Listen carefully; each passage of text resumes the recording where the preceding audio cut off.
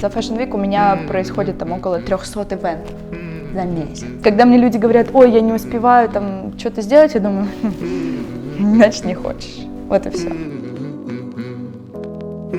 Я не считаю себя YouTube-блогером, я с YouTube никогда в жизни не заработала ни копейки вообще. Сейчас, когда люди уже приходят в блогинг, они понимают, что это бабло. 200 тысяч подписчиков, кто-то может зарабатывать $500 за пост, а кто-то может зарабатывать 5000. Никому нет дела до твоих проблем, кроме близких тебе людей. Если проблема есть, то ты ее либо берешь, решаешь, либо ты откладываешь решение на какое-то время. Чё париться, чё переживать?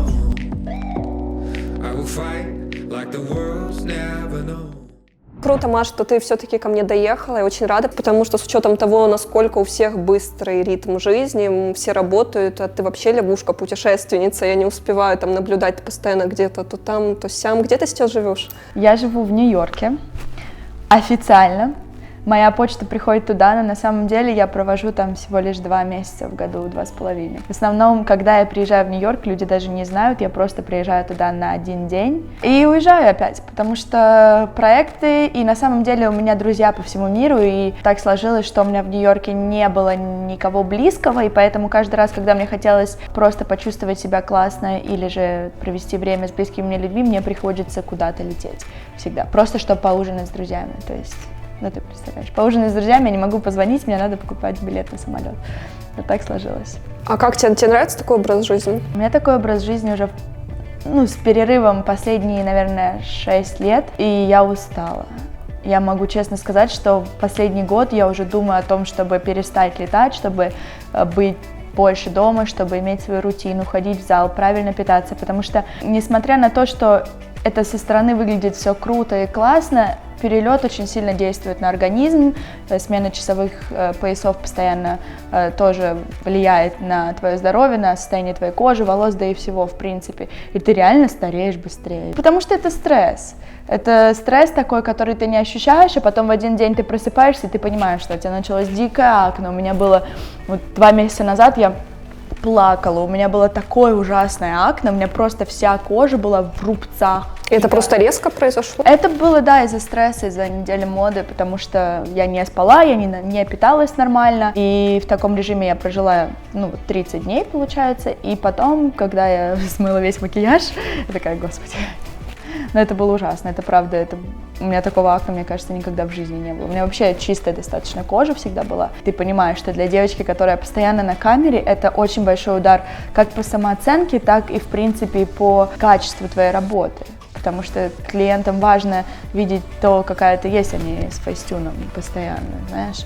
Ты приходишь, ты вроде, это инстаграм реалити и инстаграм фотографии, да, это был кошмар, я из дома не выходила. Я находила какие-то фотографии там полгода назад, и я постила их все в инстаграм. А ты проверяла здоровье? Там какая причина? Все-таки, может, желудок? Все. Желудок, гормоны. Я клянусь, я провела в России долгое время, чтобы как раз заняться медицинскими всякими вопросами, и все было идеально. Я не могла найти причину, и потом я просто с середины декабря я отменила все кампейны, я просто сказала: извините, пожалуйста, я не могу, мне нужно отдохнуть. Просто отдохнуть, и 17 декабря, это такой день, я улетела на Багамы на неделю, и я там не носила макияж, совершенно не расчесывала волосы, я прям была ужасная. Но я отдохнула, и реально мое здоровье пошло на поправку. У меня никогда не было раньше проблем со сном, но в последнее время я реально по часам просыпаюсь в 5 утра. То есть в 5 утра я в Нью-Йорке уже встаю и готова работать. И сейчас, когда я понимаю, что я там просыпаюсь в 11, во-первых, для меня это дикий стресс, потому что полдня прошло, но с другой стороны, я понимаю, что я выспалась 10 часов, я прям как младенец сейчас сплю, это прикольно. Я, конечно, жду Fashion Week через 3 недели опять. Тебе нравится столько событий, все эти мероприятия, то есть, просто нужно находить баланс, да, видно какой-то, отдыхать от этого периодически. Да, но ты понимаешь, что этот отдых, он как бы...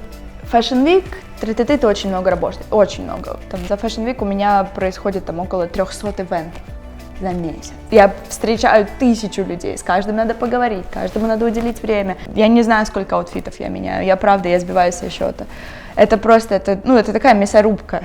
Немножечко, потому что ты реально просыпаешься. Вот у меня мой режим во время недели моды — это подъем в 4:30 утра, макияж, волосы, когда я делаю сама, когда у меня помогает моя команда, завтрак, и я всегда уделяю 20 минут в начале дня просто вот без телефона, я сижу, и если это лето, я сижу где-то на улице и пью свой кофе, если это зима, я просто сижу и смотрю в стену. Просто вот такая концентрация, спокойствие, чтобы собрать себя, собрать свои мысли, и потом поехали. Мы загружаем там 7 аутфитов в машину, садимся в машину, и первая остановка, вторая остановка, третья остановка. Между этим мы пытаемся как-то есть, пытаемся как-то делать фотографии, обрабатывать. Есть даже видео в Инстаграме, когда я сторис во время Fashion Week выкладываю. Мне моя помощница снимала, и я еду там одной рукой, разговариваю по телефону там на английском, пишу на русском, и при этом она меня еще кормит в этот момент.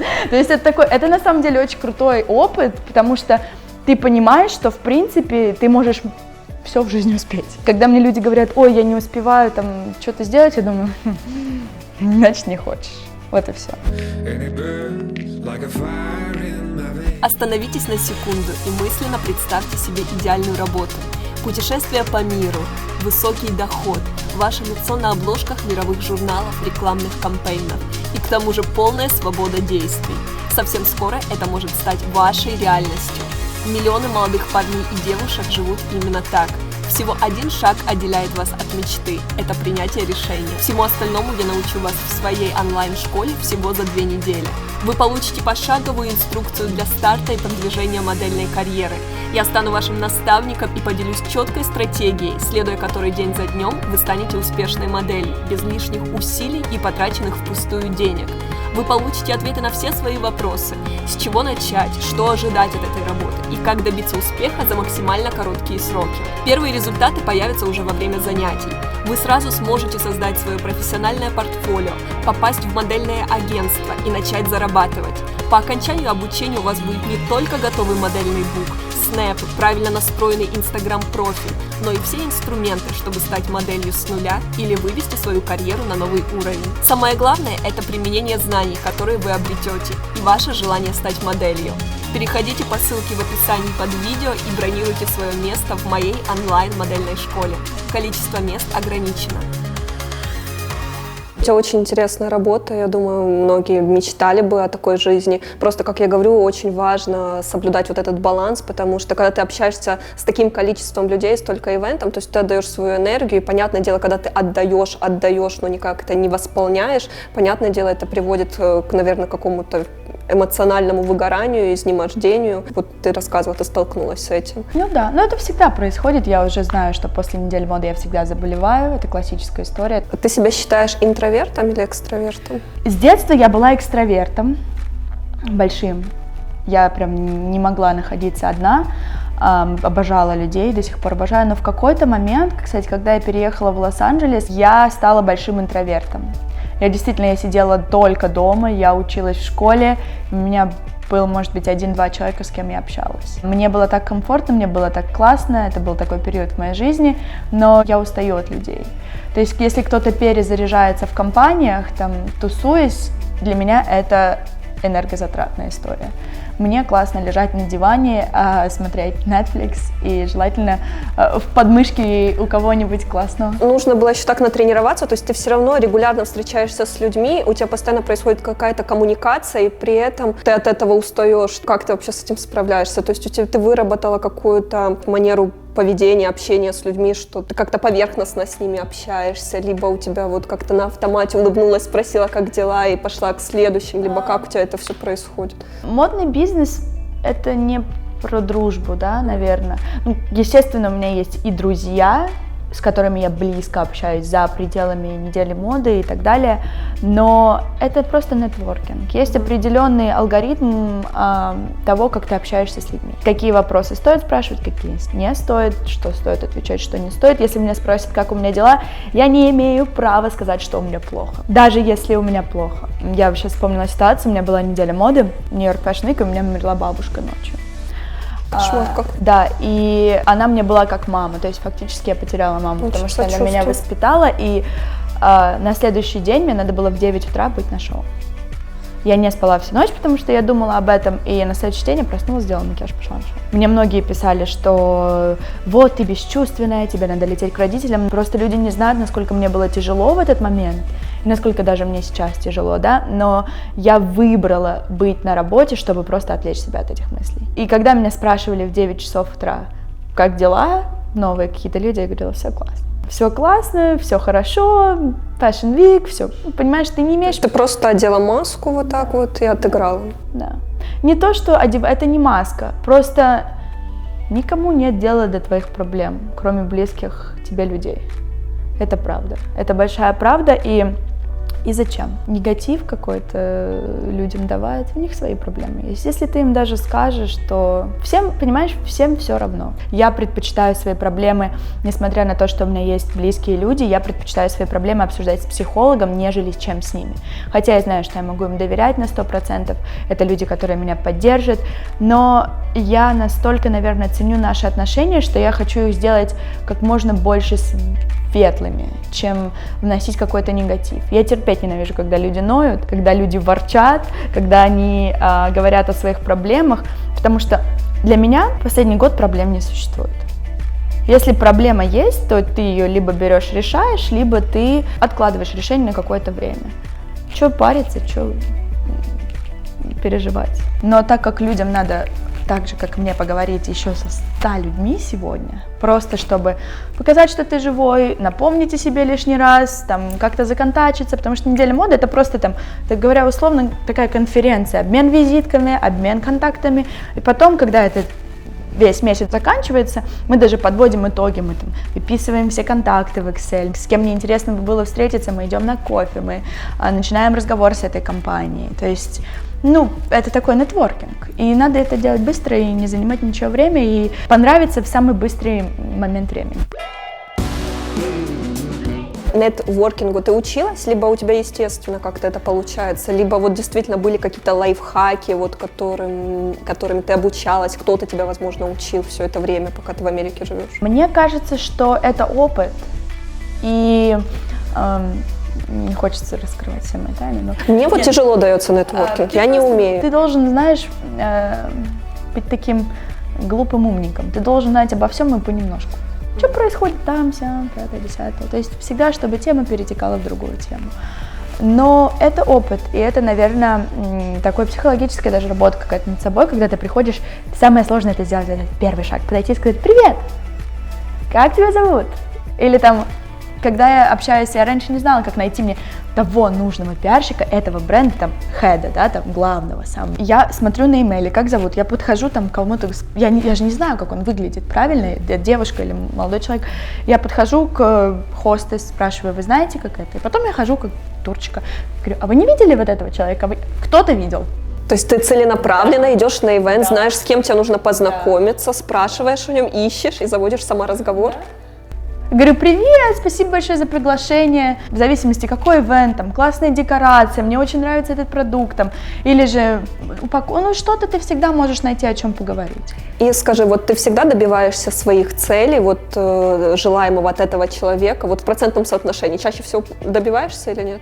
Слушай, это такое, я даже не знаю. У тебя есть цель сотрудничества, правильно, с этим человеком, либо с брендом, либо вот получить, да, что-то, работу там какую-то. Скорее всего, это такая долгосрочная история, потому что у меня есть один пример, да, девушки, с которой я познакомилась, она работала в компании Coach, потом она переехала в Tommy Hilfiger, изменила работу. Я уже начала общаться с Coach, и мы с ней подружились, мы просто пошли на кофе, мы нашли какие-то точки соприкосновения, просто болтали о своем, о женском, и она переезжает в Tommy Hilfiger, я уже работаю в Coach. Она переходит в Tommy Hilfiger, мы с ней дружим. Я работаю с Tommy Hilfiger, она переходит в Michael Kors. Я работаю с Michael Kors. Я поняла, очень Сейчас выгодно. она перешла в одно самое большое агентство блогерское в Америке. Она меня очень зовет к себе, говорит: давай, но я уже там год даю и не даю. Вот, пока что так. Это может выглядеть, наверное, то, что там я использую как-то людей, или я такая корыстная, коварная. Нет, я дружу со всеми. Вот реально мне ничего от них не надо. Мне интересно. И что мы можем, какой бизнес мы можем сделать вместе, как я им могу помочь, и как они мне могут помочь. И, наверное, когда я знакомлюсь с человеком, я не иду туда с мыслью: ой, я хочу деньги, там, помогите мне, да, как-то.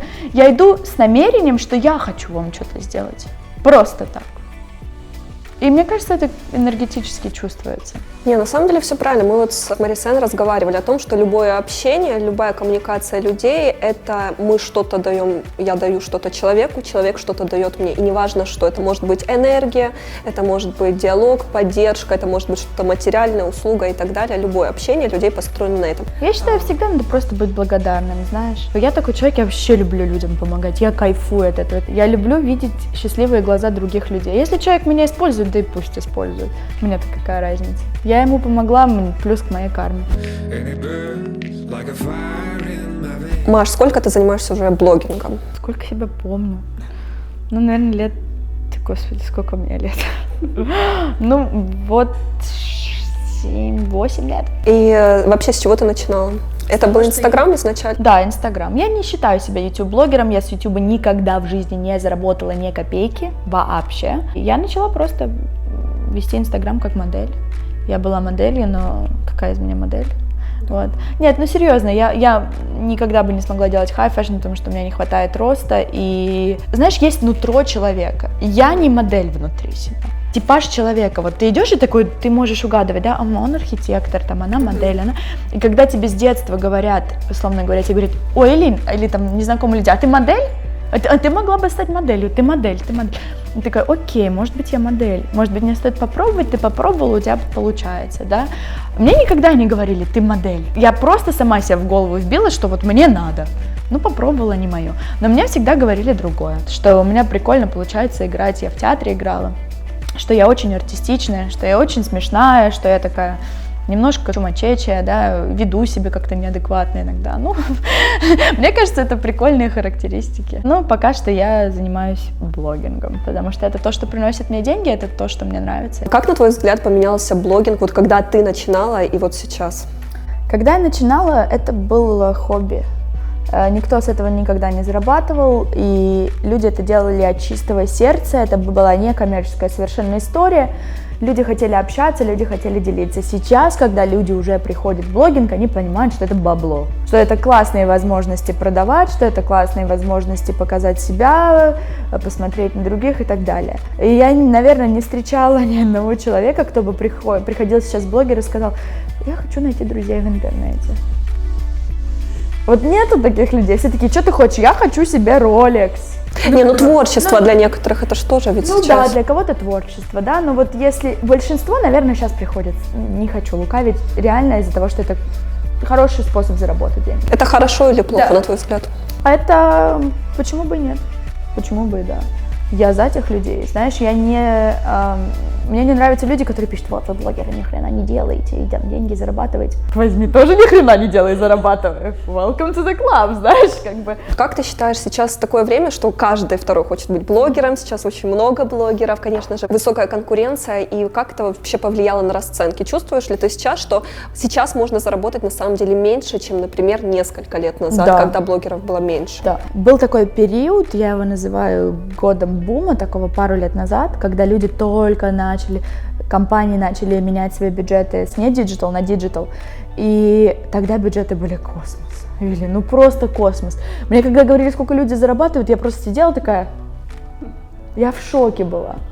Сейчас бренды стали умнее, они научились работать со статистикой, они научились работать с маркетом, они научились работать с разными инструментами, которые помогают им отслеживать непосредственно их бенефиты, да, какие-то. Оценивается адекватная стоимость твоего поста.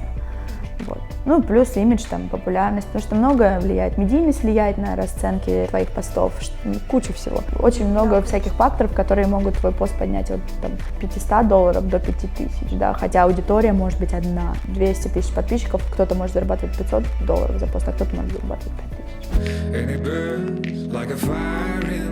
Вот что касается обработки фотографий, расскажи вообще, как у тебя происходит весь твой процесс, как ты составляешь, у тебя есть ли какой-то контент-план, там, ты что-то планируешь, сколько у тебя времени занимает там на фотосессии, вот что можешь рассказать по этому? Нет, контент-плана у меня нет, потому что мой инстаграм это, наверное, больше о жизни, и люди хотят видеть, где я нахожусь сейчас, если я приезжаю в Лос-Анджелес, я же не могу постить из Нью-Йорка, потому что они знают, что я в Лос-Анджелесе. И обработка одной фотографии занимает где-то час. Много. Да, я большой перфекционист, это, наверное, плохо. Я обрабатываю сперва на компьютере, в Camera Raw, я не пользуюсь Lightroom, почему-то мне он не нравится. И потом я уже дорабатываю на телефоне в разных приложениях, такие как VS Code, Facetune я пользуюсь, я люблю отбеливать все. Твоя креативность сейчас вообще unlimited, знаешь, и что бы ты ни мог придумать, все можно где-то что-то найти и сделать. А ты часто меняла свой стиль ведения Инстаграм, там, обработки? Потому что все равно можно наблюдать тенденцию, что все-таки есть мода какая-то на те или иные фотографии. То есть каждый год вот что-то новое приходит в Инстаграм. Ты вот меняла свой стиль? Мне кажется, это просто какое-то внутреннее самоощущение, когда я была помоложе. Я была девочка в розовеньких платьицах, у меня был розовенький Инстаграм. Когда я стала фэшн такой, у меня стал Инстаграм темнее немножко. В зависимости от времени года, знаешь, то есть меняется. Но я сейчас стараюсь как можно более натурально все делать, то есть обрабатываю свет, цвета, минимально. Фильтры не накладываешь? Накладываю, но это все такое более винтажное, натуральное. Мне хочется создавать карточки, которые я бы сама могла пересматривать через 10 лет и думать: ой, это классная фотография. Потому что иногда я смотрю на какие-то свои фотографии и думаю: ну окей, это было модно, да, вот как раз таки в 2016-м, знаешь. А бывало ли у тебя такое, что ты удаляла фотографии с профиля, потому что, ой, нет, это что-то не подходит? Там, да. Да? Не удаляю, я скрываю. У меня есть архив ужасных фотографий. Можно даже если зайти в Инстаграм, у меня там, знаешь, все фотографии, которые либо мало лайков набрали, либо мне просто не нравятся, либо еще что-то. Знаешь, раньше как раз-таки лайки очень сильно влияли на мою самооценку, потому что для меня лайки это были жизнь. Но не в плане жизни, да, потому что от лайков зависело, сколько денег я получаю. Сейчас я, опять же, я нахожусь в зоне комфорта, и я уже с другой высоты смотрю на все происходящее. Тогда, если мои фотографии не заходят, если мой Инстаграм не растет, мне нечего будет есть. Я буду голодать, блин. И поэтому для меня лайки реально были способом самовыживания. Сейчас это не так. Сейчас я просто делаю то, что мне нравится, поищу то, что мне нравится. Маша, что касается дружбы, вообще скажи, у тебя сейчас много друзей? Знаешь, Элин, я всегда по жизни такой одинокий волк. У меня с детства не было так... У меня куча знакомых, но для меня друг это понятие очень большое. Это что-то очень родное, это часть моей семьи. Я бы не сказала, что у меня много друзей. У меня, наверное, в жизни есть всего лишь 2 друга. Или 1 даже. А все остальные это супер хорошие знакомые. Я считаю, много друзей не надо. Свою энергию тратить на людей, которые не тратят на тебя зачем. Я дружу с мальчишками больше, чем с девчонками. То есть это парни? 2 парня, да, 2 лучших друга парня. И мы с одним созваниваемся очень редко, это, наверное, может 5 раз в год, он живет в Лос-Анджелесе, когда я приезжаю, мы видимся. Но он тот человек, который поддержит меня и который, если я приду и скажу: слушай, я вот человека убила, он скажет: класс. Давай вместе пойдем закапывать труп. А другой человек — это просто человек, которого я очень сильно уважаю, и я чувствую, что это мой брат, и я его безумно люблю. И я, знаешь, вот есть такое понятие, как безвозмездная любовь. Вот я его вот так люблю, как я люблю свою маму, папу, как люблю брата и сестру. И я на самом деле желаю только самого лучшего этому человеку, и, наверное, это вот такая вот любовь, дружба. И при этом, что самое интересное, он мне совершенно не нравится как молодой человек, да, и я ему не нравлюсь как девушка. И они меня понимают, и они всегда меня защищают, всегда на моей стороне. Я знаю, что они меня никогда не предадут. Вот. С девчонками у меня разные истории бывают. Я девчонок люблю, с ними общаюсь, но девчонки — это такие субстанции, знаешь, они не постоянные. Вечно. И это классно. Но мне нужно, я сама такая, я не постоянная. Мне нужен кто-то, кто меня будет немножко уравновешивать, да. И взгляд на жизнь другой немножко. А что ты думаешь по поводу дружбы между блогерами, особенно там YouTube-блогерами? Говорят, что такая некая фабрика лицемерия. Я настолько не знаю вообще никого, я настолько ни с кем не общаюсь. Ты не дружишь с блогерами? Я общаюсь с девчонками, с мальчишками. Поверхностно? Нет, мы общаемся хорошо, да, но это не значит, что... Я не знаю, что такое фабрика, я не лицемерю. Мне лицемерят, я не знаю. То есть ты не чувствовала к себе какого-то негатива от других, лицемерия? То есть... Слушай, если он даже есть, я, наверное, просто не обращаю на это внимания. Я, знаешь, мне кажется, как сказать, ignorance is your happiness. Просто я выбираю жить так. Я не хочу замечать то, что мне неприятно. И все. По сути, я знаю, что говорят, что каждый человек судит сам по себе. Если в нем это что-то есть, он это видит в других. У меня бывали ситуации, когда люди мне делали плохо, когда мне говорили, что вот там войну тебе. Бывало такое, говорит: да ты вообще, как ты могла? А я реально человеку добра желала просто. И я такая: блин, ну да. Это были какие-то недоразумения? Да, разные люди бывают. Бывают люди хорошие, бывают люди плохие, но, как правило, когда два человека ссорятся, это в ссоре всегда неправы два человека. Я человек не гордый, у меня нету гордости, я не горделивая совершенно, я всегда извиняюсь.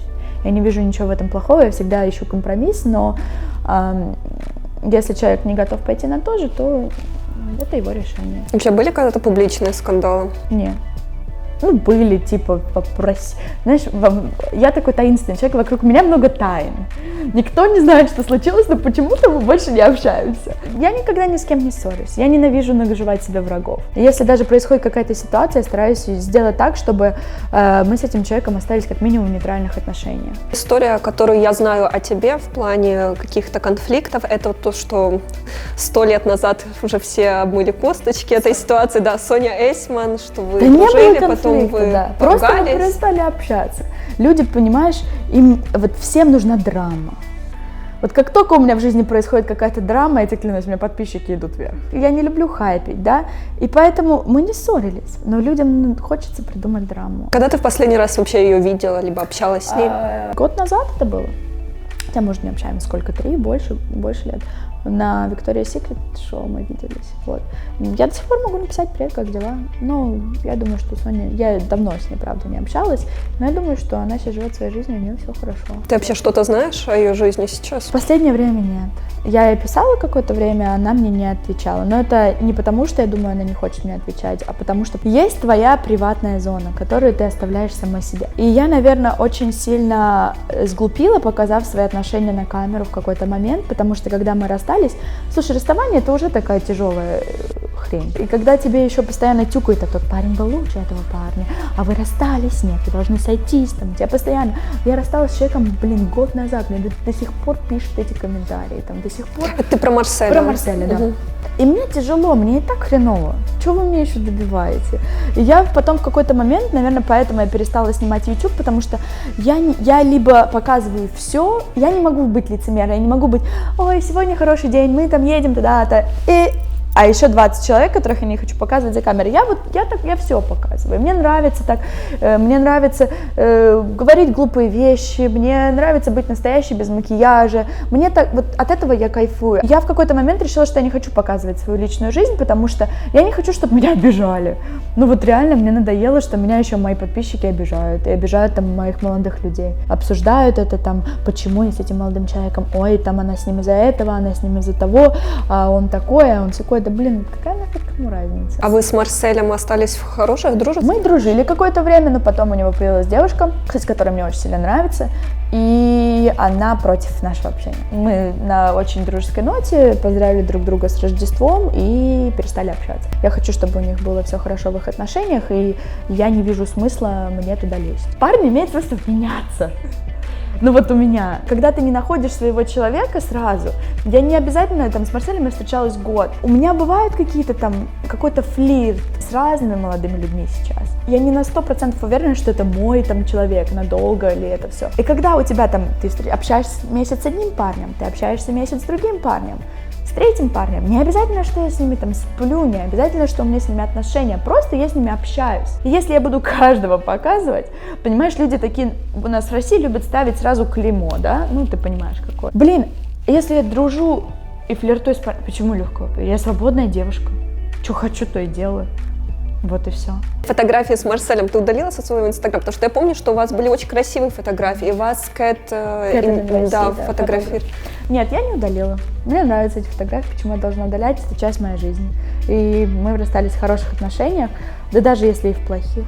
Да почему? Люди их уже видели. Ну, а тебе не больно самой просто? Нет, мне не больно. Потому что мы расстались настолько хорошо, что это не было, знаешь, больно. Никто никого не предавал, никто никому не изменял. Все было классно. Я тебе могу сказать, мы даже сидели вот так на диване, и мы говорим, мы расстаемся, но мы плакали вдвоем. И мы говорили, я тебя люблю, но мы плачем и расстаемся. То есть это был такой абсурд вообще. Но мы просто поняли, что наши жизни не идут параллельно.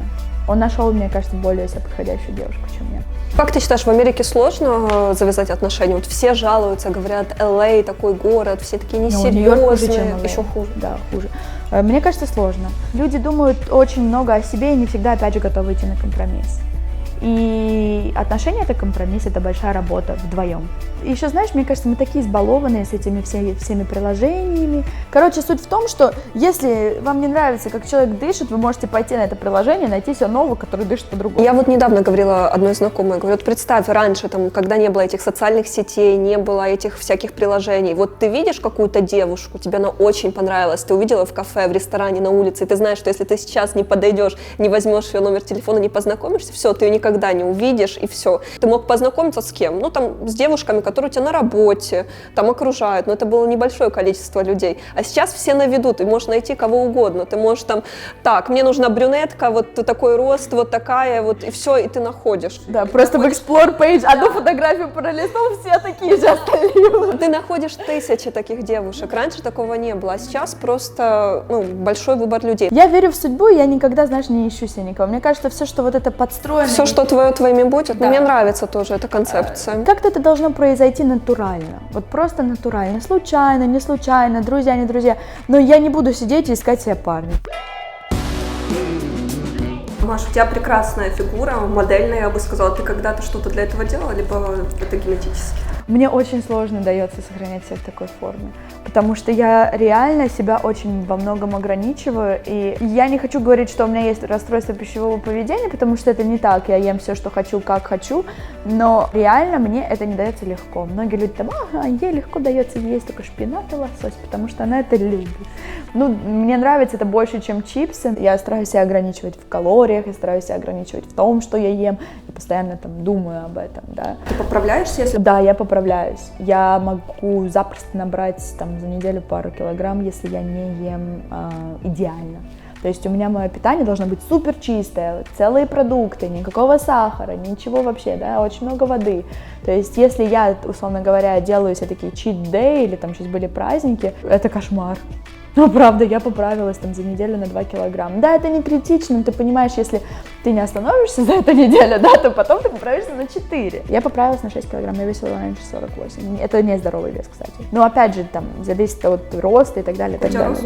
174. Мне нравится, когда я 51, потому что тогда у меня прям, знаешь, вот когда ты просыпаешься, и ты прям классный. Какое у тебя питание? Я была вегетарианкой в последние несколько месяцев, последние 3 месяца, 4. Я провела какое-то время в Москве. В Москве сложно найти хорошую вегетарианскую еду, особенно протеин. И есть постоянно фасоль ложками, я просто не могу. И я начала внедрять в свой рацион опять обратно морепродукты, но сейчас я в Америке, и сейчас я опять веганер. Мне просто нравится, это легкая для меня пища, и мне нравится вкус всего растительного. Мясо и молочные продукты я не ем около 6 лет уже. Просто потому что мясо мне не нравится, вкус, и в принципе все, что с ним связано. Моя помощница вегетарианец, у меня люди, которые меня окружают, все вегетарианцы, и я это делаю просто случайно. Да, если тебе не нравится, ешьте все, что хотите. Но опять же сейчас, да, очень много проблем с нашей окружающей средой, говорят, что мясо есть плохо. Куча есть всяких разных факторов, которые могут повлиять на ваш выбор. Мое представление о том, что вы должны есть, это просто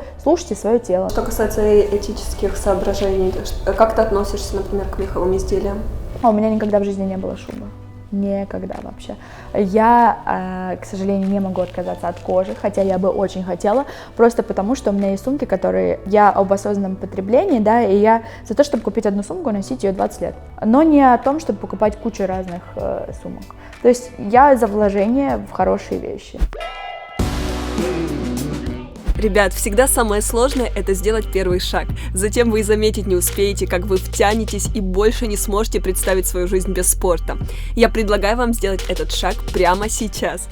Просто перейдите под видео по ссылке на сайт Wispens и станьте одной из участниц. На моем сайте вы найдете все те инструменты и мотивацию, чтобы наконец изменить свою жизнь к лучшему. Вас ждут качественные и эффективные тренировки, курс с резинками и уроки по йоге от голливудского тренера, полезные рецепты на каждый день и медитации. Давайте улучшать себя вместе. Жду вас на платформе Wispens. Еще хотела тебя спросить насчет тренировок. Ты часто ходишь в спортзал, либо, может быть, какие-то секции? Я хожу только в спортзалы, я делаю только тренировки с весами, я ненавижу кардио совершенно. По возможности я хожу 4 раза в неделю. Если я дома, если у меня есть возможность. А так, если прям не лукавить, то я в последние... либо я хожу 4 раза четко, либо не хожу вообще, там могу не ходить 2-3 недели. Чувствуешь разницу, как твое тело реагирует на Да, отсутствие конечно. тренировок? Конечно, я становлюсь более, во-первых, настроение гораздо лучше, когда ты тренируешься, во-вторых, все лучше становится, даже пищеварение, да, вот удивительно, как-то метаболизм ускоряется, больше энергии появляется. Какие у тебя планы на этот год? Есть какие-то глобальные цели, чтобы ты хотела достичь чего-то особенного? Я хочу, возможно, купить дом в Лос-Анджелесе. Я хочу сделать свой бизнес, несколько своих бизнесов, которые бы работали без моего участия, чтобы я могла фокусироваться на творческом аспекте моей жизни. Вот, 2 такие глобальные цели. Ну, наверное, следить больше за своим здоровьем. Вот, и проводить больше времени с близкими людьми. Отличные цели. Я думаю, что на этой прекрасной ноте мы закончим. Я знаю, что тебе нужно уже ехать в аэропорт. Да, лететь в Нью-Йорк. Спасибо тебе огромное, что ты пришла. Спасибо большое за то, Очень что рада. позвала. Ребят, для тех, кому нравится такой формат видео и интервью, я создала специальный плейлист, где вы сможете найти много подобных видео. У меня очень много интересных гостей, поэтому переходите по ссылке и смотрите. А также впереди вас будет ждать тоже много подобных видео. Если у вас есть тоже свои варианты, кого вы бы хотели увидеть в качестве гостя на моем канале, тоже пишите в комментариях.